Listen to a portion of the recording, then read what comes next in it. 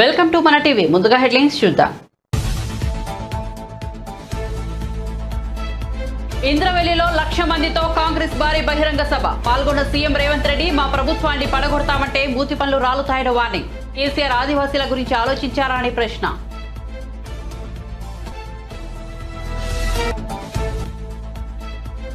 యువ నటి మోడల్ పూనం పాండే మృతి. గర్భాశయ క్యాన్సర్ కారణంగా చనిపోయిన పూనం. ఆమె వయసు 32 ఏళ్లు.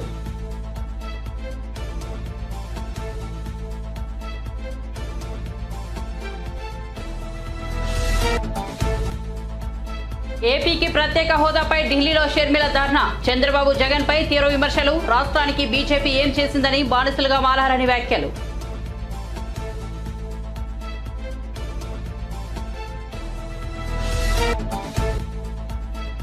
తమిళగ వెట్రి కళగం పేరుతో రాజకీయ కొత్త పార్టీని స్థాపించిన హీరో విజయ్. లోక్సభ ఎన్నికల్లో పోటీ చేయడం లేదని వెల్లడి. తమిళనాడు రాజకీయాల్లో అవినీతి పెరిగిపోయిందని విమర్శ.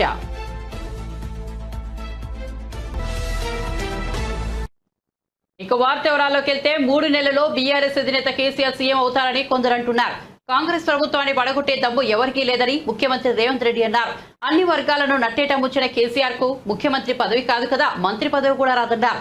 ఆదిలాబాద్ జిల్లా నుంచి లోక్సభ ఎన్నికల ప్రచారానికి కాంగ్రెస్ పార్టీ శ్రీకారం చుట్టింది. శుక్రవారం ఇంద్రవెల్లిలో ఏర్పాటు చేసిన తెలంగాణ పునర్నిర్మాణ సభలో రేవంత్ రెడ్డి పాల్గొని సమరశంఖం పూరించారు. కొందరు అది జరిగింది తప్పు జరిగినందుకు మన్నించండి. మా ఇందిరమ్మ రాజ్యంలో నేను అడుగుతున్న ఈ రోజు వేదిక మీద నుంచి కల్వకుంట్ల చంద్రశేఖరరావును సూటిగా 10 సంవత్సరాలు తెలంగాణ రాష్ట్రంలో నీ ప్రభుత్వం ఉన్నది కదా, ఏనాడైనా ఈ ఆదిలాబాద్ గురించి, అడవి బిడ్డల గురించి, ఈ ఆదివాసీల గురించి, ఆనాడు ఇంద్రవల్లిలో నేల కొరిగిన ఈ అడవి బిడ్డల గురించి ఒక్కరోజైనా ఆలోచన చేసినవా? ఈ కుటుంబాలను ఆదుకోవాలి, ఈ కుటుంబాల ఆత్మ గౌరవం నిలబెట్టాలి అని ఏ రోజైనా నీ మంత్రివర్గంలో చర్చించడమా అని నేను అడుగుతున్నా. ఇవాళ నువ్వు, నీ కుటుంబము, నీ కొడుకు, నీ బిడ్డ, నీ అల్లుడు, నీ సుట్టపల్ల కోసమే తెలంగాణ రాష్ట్రం వచ్చిందా? లేకపోతే ఈ ఆదివాసి బిడ్డల కోసం, ఈ బలైన వర్గాల కోసం తెలంగాణ రాష్ట్రం సోనియమ్మ ఇచ్చిందా అని చెప్పి నేను సూటిగా ప్రశ్నిస్తున్నా. ఇవాళ ఈ వేదిక మీద నుంచి సూటిగా టిఆర్ఎస్ నాయకులకు నేను చెప్పదలుచుకున్న, తెలంగాణ ప్రజలు 10 సంవత్సరాల మీ దుర్గమార్గమైన పాలనను, ఈ తెలంగాణ రాష్ట్రాన్ని చెరుకు తోటల్లో అడవి పందులు ఏ విధంగా అయితే విధ్వంసం చేస్తాయో, ఈ తెలంగాణ రాష్ట్రం మీద మీరు, మీ కుటుంబ సభ్యులు, మీ పార్టీలు పడి దోసుక తిని కొల్లగొట్టి విధ్వంసం చేసి ఈ తెలంగాణ రాష్ట్రాన్ని విధ్వంస రాష్ట్రంగా మాకు అప్పజెప్పినారు. 7 లక్షల కోట్ల రూపాయల అప్పులు తెచ్చిండ్రు. మరి 7 లక్షల కోట్ల రూపాయల అప్పులు తెచ్చిన మీరు తండ్రిగా నీకు దుఃఖం పొంగుకొచ్చింది ఉంటుంది. ఈ తెలంగాణ రాష్ట్రం త్యాగాల పునాదుల మీద ఏర్పడ్డ ఈ రాష్ట్రం కరెంటు 200 యూనిట్ల వరకు ఇచ్చి సురేఖక్క అందుకే సాగునీటి ప్రాజెక్టులను కట్టే బాధ్యత మా పార్టీ తీసుకుంటుంది, మా ప్రభుత్వం తీసుకుంటుంది. నిన్న మొన్న మాట్లాడుతున్నారు వాళ్ళు 3 నెలల 6 నెలల కేసీఆర్ మళ్ళీ ముఖ్యమంత్రి అవుతాడు, ఈ ప్రభుత్వాన్ని పడగొడతామని. నీ అయ్యా ఎవర్రా పడగొచ్చేటోడు? పడగొడతారా? ఎవడు కొట్టేది? నేను అడుగుతున్నా. వేలాది మంది మా యువకులు ఇక్కడ ఉన్నారు. మీరందరూ చూసుకుంటే ఊరుకుంటారా? పడగొడితే ఊర్లకి రానిస్తారా? ఊర్లలో ఎవడన్నా ఈ ప్రభుత్వాన్ని పడగొట్టాలన్న ఆలోచన చేస్తే మీ ఊర్లో యాప చెట్టుకు కోదండం వేసి కొట్టండి, లాగుల తొండలు ఇడవండి. ఇది ప్రజలు ఎన్నుకున్న ప్రభుత్వం, ప్రజలు ఆశీర్వదించిన ప్రభుత్వం, ప్రజల కోసం పనిచేస్తున్న ప్రభుత్వం. ఇది ప్రజా ప్రభుత్వం. ఆడ అనుకుంటుండు 1,00,000 కోట్లు పెట్టి కట్టిన కాళేశ్వరం కూలినట్టు ఈ ప్రభుత్వం కూలుతుందని. నీ అయ్యా నువ్వు దోపిడీకి పాల్పడ్డావు కాబట్టి ఆ కాళేశ్వరం గాలి వస్తే కొట్టుకుపోయింది. ఈ ప్రభుత్వం గాలి కాదు కదా, నీ ఖాందాన్ మొత్తం వచ్చినా బోర్ల బొక్కలు పండబెట్టి తొక్కుతాం. ఎవడని ప్రభుత్వం పడుతుందనో 6 నెలలకో 3 నెలలకో కేసీఆర్ ముఖ్యమంత్రి అవుతాడని చెప్పిండంటే మూతి పండ్లు రాలుతాయని నేను చెప్పదలుచుకున్నా. మన చూసిన నిత్యానంద స్వామి అని ఒక ఆయన ఉన్నాడు, తెలుసు కదా మీకు అందరికీ. ఆయన ఇక్కడక్కడైతే లాభం లేదని పోయి ఎన్నో దీవి కొనుక్కొని దానికి రాజు అని ప్రకటించుకున్నాడు. ఇక కేసీఆర్ సంపాదించిన అక్రమ సంపాదన ఉంటే పోయి ఏమన్నా అడవిలో పోయి ఎక్కడన్నా పోయి దీవులలో పోయి దీవి కొనుక్కొని దానికి రాజు అని ప్రకటించుకోవాల్సిందే, లేకపోతే ఆయన ఫామ్ హౌస్కి ఆయన ముఖ్యమంత్రి కావాల్సిందే తప్ప ఈ తెలంగాణ రాష్ట్రానికి మళ్ళీ జన్మలో ముఖ్యమంత్రి కాదు కదా, మంత్రి పదవి కూడా కేసీఆర్కు రాదని నేను చెప్పదలుచుకున్నా. నువ్వు చేసిన పాపాలకు నువ్వు పాపాల భైరవుడివి. ఈ నిరుద్యోగ యువకులను, ఉద్యమకారులను, అమరవీరుల కుటుంబాలను, రైతులను, దళితులను, గిరిజనులను, మైనారిటీలను, మహిళలను నిలువు దోపిడీ చేసి నిలువున ముంచిన నువ్వు, నీకు సిగ్గన్న ఉందా మళ్ళీ పదవి కావాలని అడగడానికి? తమిళగడ్డపై మరో రాజకీయ పార్టీ ఆవిర్భవించింది. ప్రముఖ సినీ హీరో విజయ్ ప్రత్యక్ష రాజకీయాల్లోకి అడుగుపెట్టారు. తమిళగ వెట్రి కలగం పేరుతో కొత్త రాజకీయ పార్టీని స్థాపించారు. ఈ సందర్భంగా విజయ్ మాట్లాడుతూ ఈ ఏడాది జరిగే లోక్సభ ఎన్నికల్లో టీవీకే పార్టీ పోటీ చేయదని, అలాగే ఏ పార్టీకి మద్దతు ప్రకటించదని చెప్పారు. 2026 అసెంబ్లీ ఎన్నికల్లో పోటీ చేస్తామని తెలిపారు. తమిళనాడులో అవినీతి పాలన సాగుతోందని, అవినీతిని అంతం చేయడమే తమ లక్ష్యమని చెప్పారు. త్వరలోనే పార్టీ అజెండా ప్రకటిస్తామని అన్నారు. ప్రస్తుతం చేస్తున్న సినిమాని పూర్తి చేసి ఇక పూర్తి సమయాన్ని రాజకీయ సేవకు వినియోగిస్తారని విజయ్ చెప్పారు. ప్రజాసేవకు రావడాన్ని తనను ఇంతటి వాడిని చేసిన తమిళ ప్రజలకు కృతజ్ఞత తెలుపుకోవడంగా పరిగణిస్తానని అన్నారు. తమిళ సినీ రంగంలో రజనీకాంత్ తరువాత అంతటి ఇమేజ్ ఉన్న నటుడు విజయ్. ఇప్పటి వరకు 68 సినిమాలు నటించారు. విజయ్ రాజకీయ పార్టీని పెడతారనే చర్చ గత దశాబ్ద కాలంగా జరుగుతోంది. పలు రాజకీయ, సామాజిక సేవా కార్యక్రమాలకు విజయ్ తన చారిటీ ద్వారా చేపడుతున్నారు.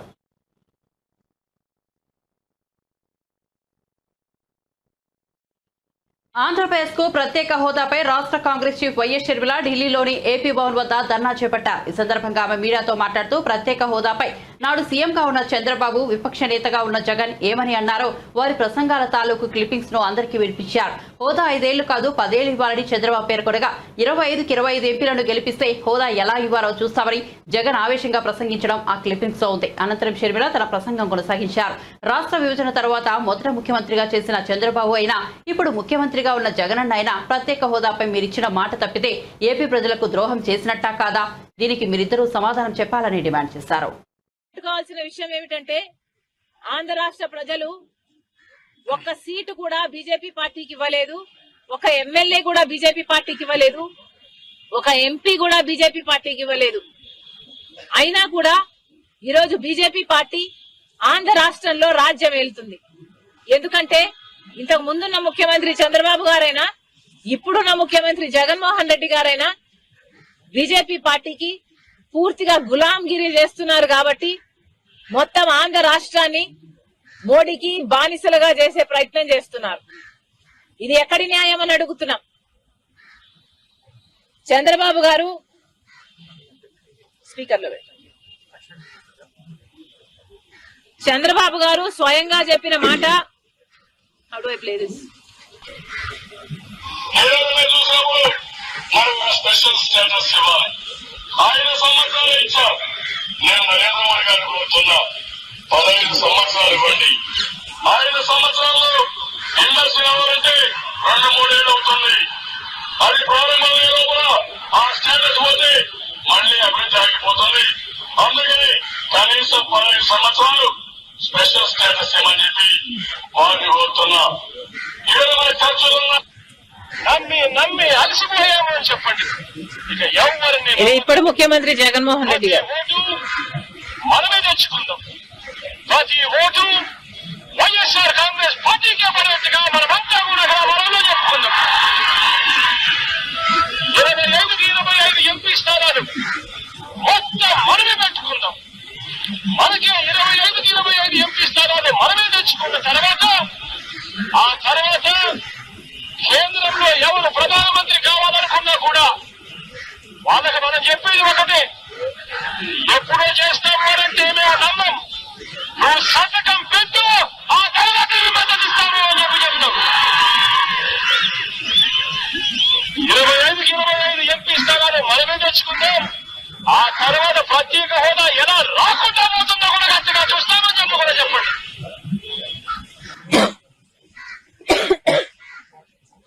ముందు 5 సంవత్సరాలు ఉన్న ముఖ్యమంత్రి చంద్రబాబు గారైనా, ఇప్పుడు 5 సంవత్సరాలు ముఖ్యమంత్రిగా ఉన్న జగనన్న గారైనా ఆంధ్ర రాష్ట్ర ప్రజలకు మీరిచ్చిన మాట ఇలా తప్పితే మీరు ద్రోహం చేసిన వారు అవునా కాదా ఆంధ్ర రాష్ట్ర ప్రజలకు మీరు సమాధానం చెప్పాల్సిన అవసరం ఉంది. ఈరోజు బీజేపీ పార్టీ ఆంధ్ర రాష్ట్రాన్ని మరీ హీనంగా, కనీసం ఆంధ్ర రాష్ట్ర ప్రజలని మనుషులుగా కాదు పురుగులుగా చూస్తున్నా కూడా మీ అందరూ అంటే మొత్తం అంతమంది ఎంపీలు అంటే 25 ఎంపీలు ఉన్నారు ఆంధ్ర రాష్ట్రానికి.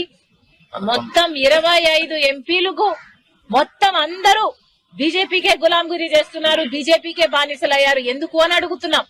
పోనీ బీజేపీ పార్టీ మనకేదైనా మేలు చేస్తుంటే మీరు ఇంతగా బీజేపీ పార్టీకి గులాంగిరి చేసినా ఆంధ్ర రాష్ట్ర ప్రజలు ఏమీ అనుకునేవారు కాదు.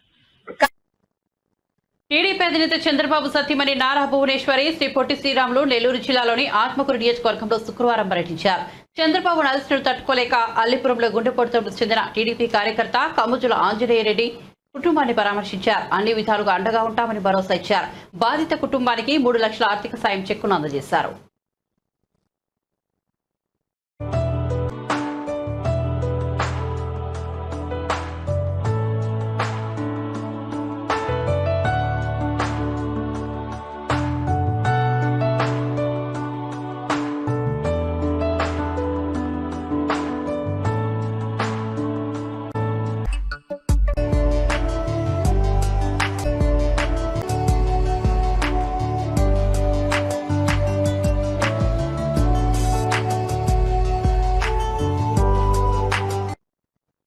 ప్రముఖ మోడల్ సినీ నటి పూనం పాండే మృతి చెందారు. పూనం చనిపోయినట్లు ఆమె సోషల్ మీడియా అకౌంట్ ద్వారా ఆమె టీం ప్రకటించింది. ఆమె వయసు 32 ఏళ్లు.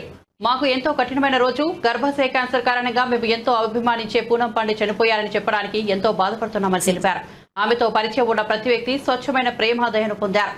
ఈ బాధాకరమైన సమయంలో మేము గోప్యతను కోరుకుంటున్నామని పూనం టీం ఒక ప్రకటన ద్వారా తెలిపారు. పూనం పాండే బాలీవుడ్, కన్నడతో పాటు తెలుగు సినిమాల్లో కూడా నటించారు. టీవీ షోలు కూడా చేశారు. శృంగార తారగా ఆమె ఇంటర్నెట్ షేక్ చేశారు. మరోవైపు పూనం పాండే చనిపోయారనే వార్తతో ఆమె అభిమానులు షాక్కు గురవుతున్నారు. ఆమె ఆత్మకు శాంతి చేకూరాలని ప్రార్థిస్తున్నారు.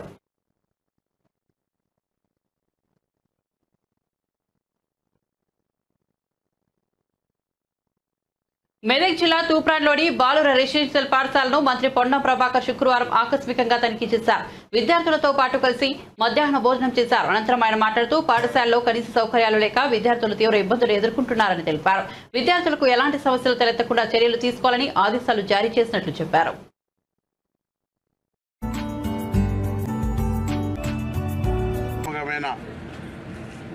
పాత ఓల్డ్ 35 రెసిడెన్షియల్ స్కూల్స్లలో ఉన్నటువంటి ఈ స్కూల్ కూడా అది కూడా 10 సంవత్సరాలు ముఖ్యమంత్రిగా ప్రాతినిధ్యం వహించిన నియోజకవర్గంలో ఉన్న స్కూలు.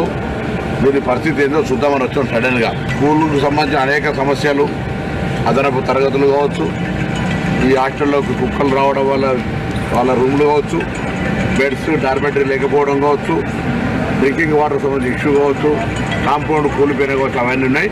ఆ ఇష్యూస్ అన్నిటికి సంబంధించి మిగతా కొంత పెద్దల సహకారం తీసుకొని సిఎస్ఆర్ ద్వారా కానీ లేదా రెవెన్యూ డివిజనల్ ఆఫీసర్లు కావచ్చు, మున్సిపల్ కమిషనర్ కావచ్చు, ఎంఆర్ఓల ద్వారా కొన్ని సూచనలు చేసినా కొంత సమస్య పరిష్కరించడం, వ్యక్తిగతంగా కూడా అందరం బాధ్యత తీసుకొని ఈ యొక్క కలెక్టర్ గారు కూడా విజిట్ చేయమని చెప్పినాం. దీని మిగతా లిఖితపూర్వక అంశాలు, అదనపు క్లాస్ రూమ్లకు సంబంధించి ప్రిన్సిపల్ సెక్రటరీ బుర్ర వెంకటేశ్వర గారితో కూడా మాట్లాడాం. ఇవన్నీ కూడా వాళ్ళ డైరెక్టర్ రమణ కుమార్ గారితో కూడా మాట్లాడాం. స్కూల్కు సంబంధించిన మార్పు కన విధంగా ఆకస్మిక తనిఖీ ద్వారా ఇక్కడ ఈ యొక్క పాఠశాల రూపు మార్చాలనే ప్రయత్నం జరుగుతుంది. తప్పకుండా అందరు సహకారం కోరుతున్నాం. పట్టణంలో ఉన్నటువంటి మిగతా పెద్దలందరూ కూడా ఇప్పుడు ఆదర్శ మోటార్ సంబంధించిన వాళ్ళతో లైబ్రరీ కట్టించేది కావచ్చు, ఇక్కడ వేరే వేణు కార్వా అనే వ్యక్తితోటి బెడ్స్ అన్ని కూడా డార్మెటరీ బెడ్స్ చేయించేది కావచ్చు. ఈ విధంగా అన్ని రకాల పనులు చేసే విధంగా కార్యక్రమం తీసుకుంటున్నాం. ఈ పాఠశాల వసతి సౌకర్యాలకు సంబంధించి పట్టణంలో మిగతా వాళ్ళందరూ కూడా సహకరించడం చెప్తున్నారు. రేవంత్ రెడ్డి ముఖ్యమంత్రి అయిన తర్వాత తొలిసారిగా ఆదిలాబాద్ జిల్లాలో పర్యటించారు. ఆదివాసీల ఎలువేల్పు నాగోబను దర్శించుకుని ప్రత్యేక పూజలు నిర్వహించారు. ఈ కార్యక్రమంలో డిప్యూటీ సీఎం బట్టి విక్రమార్క, మంత్రులు కొండా సురేఖ, సీతక్క, తుమ్మల నాగేశ్వరరావు, ఇతర ఉన్నతాధికారులు పాల్గొన్నారు.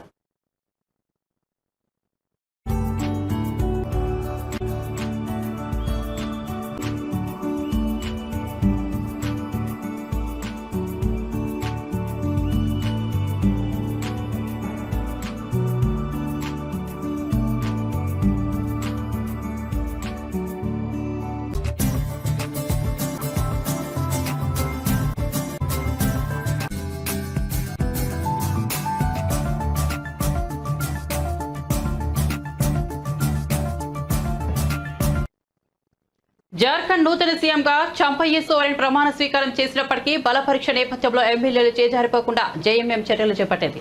ఇందుకోసం తమకు మద్దతుగా ఉన్న ఎమ్మెల్యేలందరినీ హైదరాబాద్ కు తరలించింది. జార్ఖండ్లోని సంకీర్ణ ప్రభుత్వానికి చెందిన ఎమ్మెల్యేలందరూ శుక్రవారం మధ్యాహ్నం బేగంపేట విమానాశ్రయానికి చేరుకున్నారు.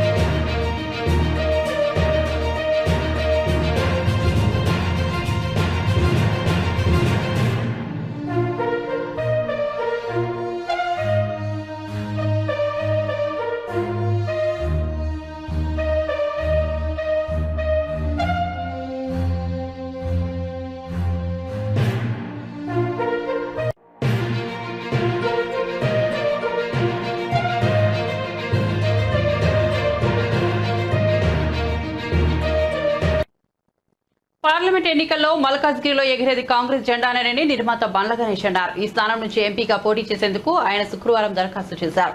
కాంగ్రెస్ పార్టీ తనకు టికెట్ ఇస్తుందని ఆశాభావం వ్యక్తం చేశారు.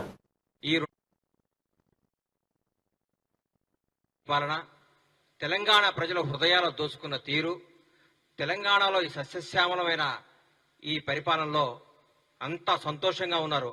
అప్పట్లో చరిత్రలో ఉండేది పాండవులు ఎక్కడుంటే అక్కడ అన్ని శుభాలే జరుగుతున్నాయి, మంచిగా జరుగుతుంది, అన్ని బాగుంటాయి అనే చిన్నప్పుడు మేము చరిత్రలో చదువుకున్నాం. అది ఈ 60 రోజుల నుంచి జరుగుతుంది. ఇద్దరు కలిస్తే మాట్లాడుకునేది కాంగ్రెస్ పరిపాలన గురించి. ఎక్కడ మాట్లాడే డిస్కషన్ కాంగ్రెస్ పరిపాలన. అబ్బా అద్భుతంగా జరుగుతుంది. రేవంత్ రెడ్డి గారు మంత్రివర్గం కానీ, రేవంత్ రెడ్డి గారు కానీ, కాంగ్రెస్ పరిపాలన కానీ, గౌరవనీయుల మంత్రులు, మాజీ మంత్రులు కానీ, ముఖ్యమంత్రులు గారు కానీ వాళ్ళు మాట్లాడుతున్న తీరు చూస్తుంటే చాలా బాధగా ఉంది, చాలా దుఃఖం వేస్తుంది నాకు. జనం ఓటేపీచి గెలిచిన ఎమ్మెల్యేలు ముఖ్యమంత్రి గారిని ఎవరిని కలుస్తారండి? వాళ్ళ సమస్యలు తీరవద్దా? వాళ్ళ సమస్యలు సాల్వ్ చేసుకోవద్దా? ప్రజలకు వాళ్ళు సేవ చేయొద్దా? వాళ్ళు కలవద్దా? వచ్చి ఓన్లీ తెలంగాణ భవన్లో కూర్చొని మీటింగ్లు చెప్పుకోవాలి, వెళ్ళిపోవాలనా? ప్రభుత్వాన్ని తిట్టాలనా? ప్రజాసేవ చేయొద్దండి? గాలికి వదిలేయాలన్నా జనాన్ని? మిమ్మల్ని నమ్మి ఓట్లు వేసిన వాళ్ళని గాలికి వదిలేసి మీరు పట్టించుకోకుండా మీరు ఊరికే రేవంత్ రెడ్డి గారు అజ్జేయట్లేదు, రేవంత్ రెడ్డి గారు ఇచ్చేయట్లేదు, కాంగ్రెస్ ప్రభుత్వం ఇచ్చేయట్లేదు, అనవసరంగా ఎన్నుకున్నారు, తప్పు చేశారు, అది ఇదని మీరు మాట్లాడుకుంటా మీకు ఉష్ణాయసం తప్ప 5 సంవత్సరాల వరకు ఎన్నికలు రావు, ఇబ్బంది లేదు. రేపు జరగబోయే పార్లమెంట్ ఎన్నికల్లో కూడా బ్రహ్మాండమైన సీట్లు గెలిచి రాహుల్ గాంధీ గారిని ప్రధాని చేయడానికి మా కాంగ్రెస్ కార్యకర్తలందరూ తెలంగాణ ప్రజలు సిద్ధంగా ఉన్నారు. మల్లారెడ్డి గారు అంటాడు, మాట్లాడితే ముఖ్యమంత్రి గారిని ఎట్లా పడితే అట్లా కామెంట్ చేస్తున్నావు. ముఖ్యమంత్రి గారు అంటే గౌరవి, ఆ పదానికి గౌరవి. రేవంత్ రెడ్డి గారిని ఏకవచనం సంబోధిస్తున్నావు. నీ మల్లారెడ్డి కాదు, మీ నాన్న మల్లారెడ్డి, మీ తాత మల్లారెడ్డి, ఇంకో మల్లారెడ్డి వచ్చినా ఈ రోజు కాంగ్రెస్ ప్రభుత్వాన్ని ఏం చేయలేరు, రేవంత్ రెడ్డి గారిని ముట్టుకోలేరు. మీరు గుర్తు పెట్టుకోండి. దయచేసి చెప్తున్నా, కాంగ్రెస్ ప్రభుత్వం అద్భుతంగా పరిపాలిస్తుంది. ఇంకో 2 గ్యారెంటీలు ఇస్తుంది. రేవంత్ రెడ్డి గారు 20 గంటలు పనిచేస్తున్నాడు. ఈ మధ్య కాలంలో భారతదేశంలో ఏ ముఖ్యమంత్రి పడినంత కష్టం రేవంత్ రెడ్డి గారు పడుతున్నాడు. రోజుకి 20 గంటలు పనిచేస్తున్న ఏకైక ముఖ్యమంత్రి మాకు తెలిసిన ముఖ్యమంత్రి. ఈ రోజు చెప్తున్నా, బీఆర్ఎస్ పార్టీ అనేది నిజంగా ఇక లేదు, రాదు, రాబోదు కూడా.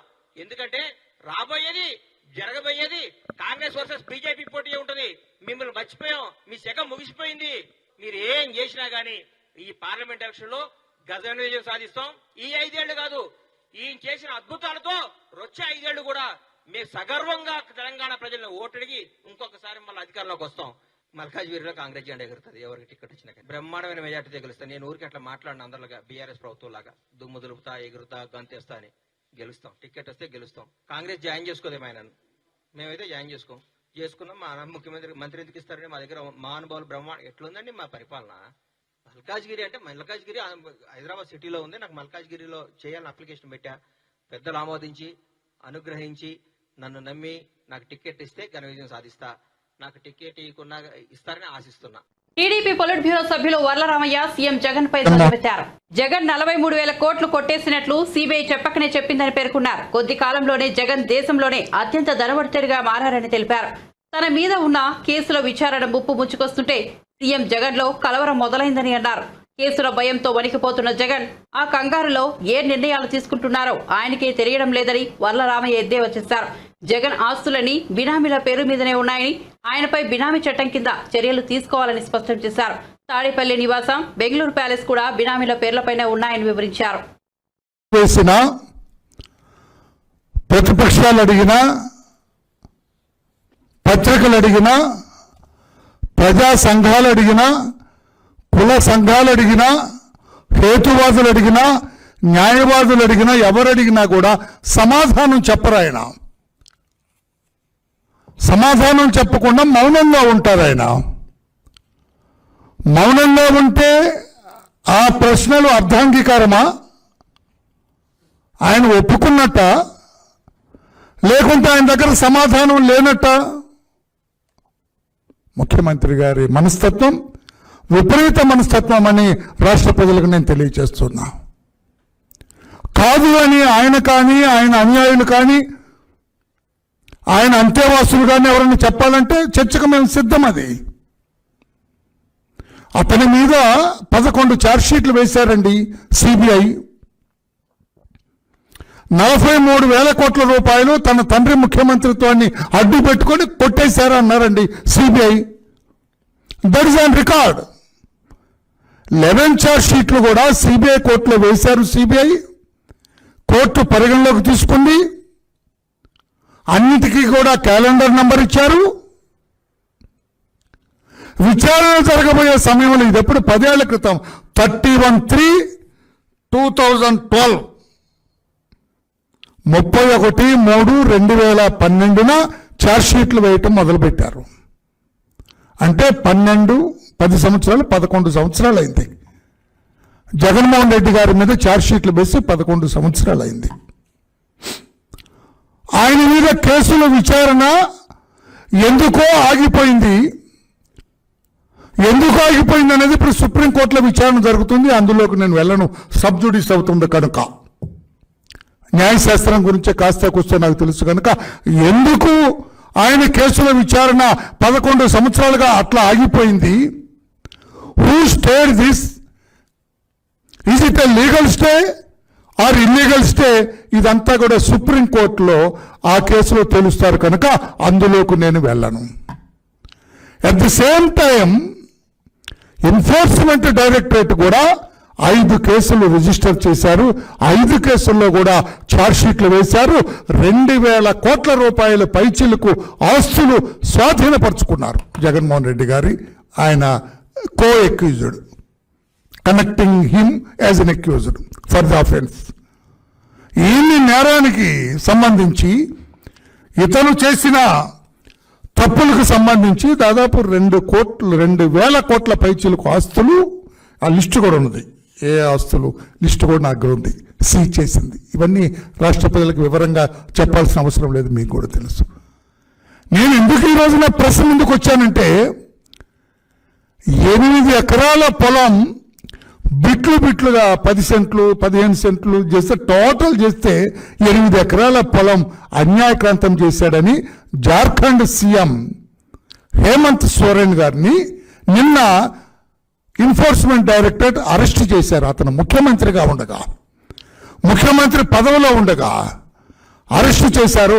అప్పుడప్పుడు అతనితో రాజీనామా చేయించారు, సెంట్రల్ జైలుకి పంపించారు. I appreciate the action of enforcement directorate. Excellent action. నేరం చేసిన వాడు ఎంతటి వాడైనా, ఏ స్థాయిలో ఉన్నా మన ఎన్ఫోర్స్మెంట్ డైరెక్టరేట్ ఏమీ కూడా వదలట్లేదు, గట్టిగా యాక్షన్ తీసుకుంటున్నారు. We appreciate them. At the same time ఢిల్లీలోని తన నివాసంలో ఎన్సీపీ అధినేత శరద్ పవార్ ను ఏపీ కాంగ్రెస్ అధ్యక్షురాలు వైఎస్ షర్మిల కలిశారు. ఆంధ్రప్రదేశ్ కు ప్రత్యేక హోదా అంశాన్ని పార్లమెంట్లో లేవనెత్తాలని కోరుతూ వినతి పత్రాన్ని అందజేశారు. ఆమె వెంట కేవీపీ రఘువీరారెడ్డి, జేడీ శీలం, తులసిరెడ్డి, మస్తాన్ వలి, శంకర్ పద్మశ్రీ తదితరులు పాల్గొన్నారు.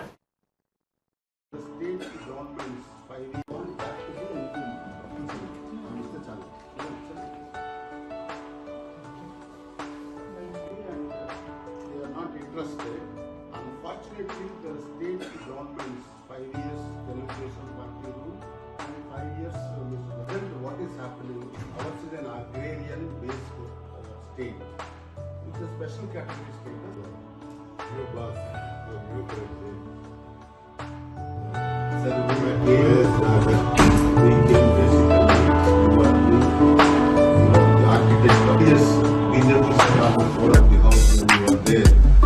5 years, 10 years.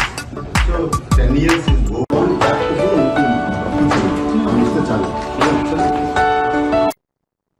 తిరుమలలో మంత్రి రోజాకు చేదు అనుభవం ఎదురైంది. శ్రీవారి ఆలయం ఎదుట రాజధాని అమరావతి నినాదాలతో ఆమె శ్రీవారి సేవకులు చుట్టుముట్టారు. జై అమరావతి, జై జై అమరావతి అంటూ నినాదాలు చేశారు. ఒకే రాజధానికి మద్దతు ఇవ్వాలని కోరారు.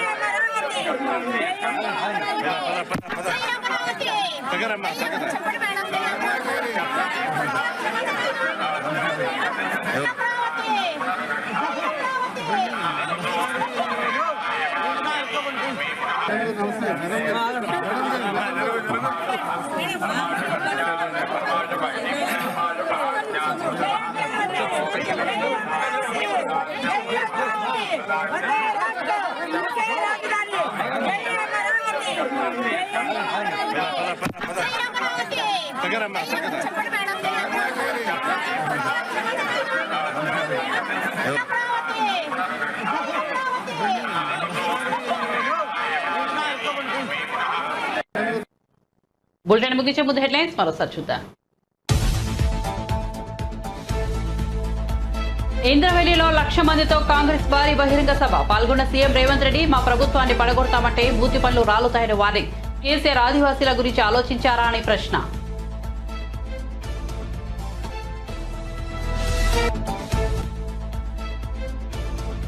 యువ నటి మోడల్ పూనం పాండే మృతి. గర్భాశయ క్యాన్సర్ కారణంగా చనిపోయిన పూనం. ఆమె వయసు 32 ఏళ్లు.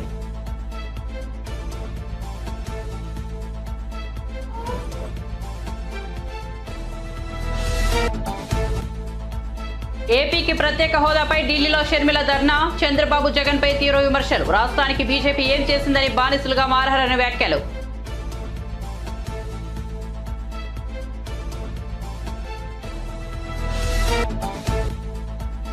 తమిళగ వెట్రికలగం పేరుతో రాజకీయ కొత్త పార్టీని స్థాపించిన హీరో విజయ్. లోక్సభ ఎన్నికల్లో పోటీ చేయడం లేదని వెల్లడి. తమిళనాడు రాజకీయాల్లో అవినీతి పెరిగిపోయిందని విమర్శ.